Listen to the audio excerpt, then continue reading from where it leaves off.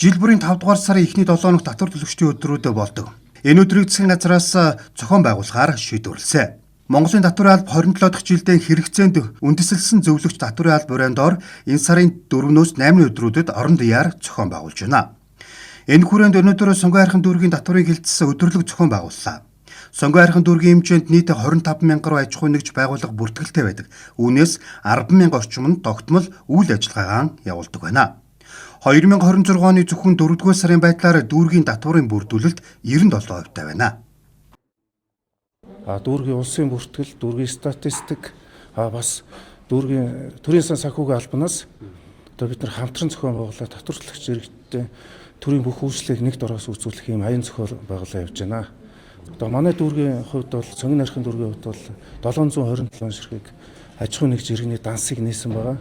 За тэгээд энэ татвар төлөгчтэй итгэл үзүүлээ. Бас энэ хүрээнд бас энэ итгэл үзүүлэх юм бол үр дүнгээ өгч байгаа гэж ойлгож байгаа. За дүүргийн орлого төсвийн хувьд бол өмнөх мөн саруудтай харьцуулахад өссөн дүн гарсан. Засгийн газрын тэргуун татварын өртөө улмаас хаагдсан аж ахуй нэгж иргэдийн дансыг нээсэн. Сонгон хайрхан дүүргийн хэмжээнд 700 гаруй татвар төлөгчдийн дансыг нээжээ. Өдөрлөгийн үеэр улс их орны хөгжил цэцэглэлт бүтээн байгуулалтанд бодиттой хувь нэмэр оруулж байгаа үнд баялаг бүтээгч татвар төлөгчдөө шалгаруулсан юм. Жишээ нь цолог хангаа компани дүүргийн шилдэг татвар төлөгч аж ахуй нэгж болсон. Компани жилд дунджаар 600-аас 700 сая төгрөгийн татварыг тогтмол төлдөг байна. Ер нь бол манайх нийт одоо охин компаниудынхаа хамтаар бол ер нь нэг жилд бол нэг 6-700 сая орчим төгрөгийн татварыг Монгол улсын төсөв төлөвлөж байна.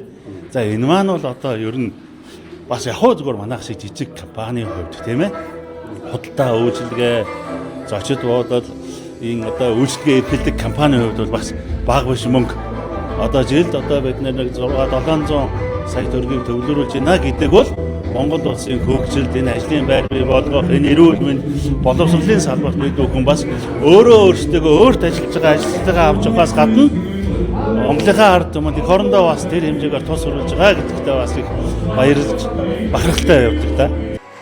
Мөн шилдэг татвар төлөгч иргэдийг тодруулсан. Тэдгэрийн нэг нь сонгон хайрхан дүүргийн 11-р хорооны иргэн 9 заяа. Тэрбээр 2025 онд 113 сая төгрөгийн татвар төлсөн байна.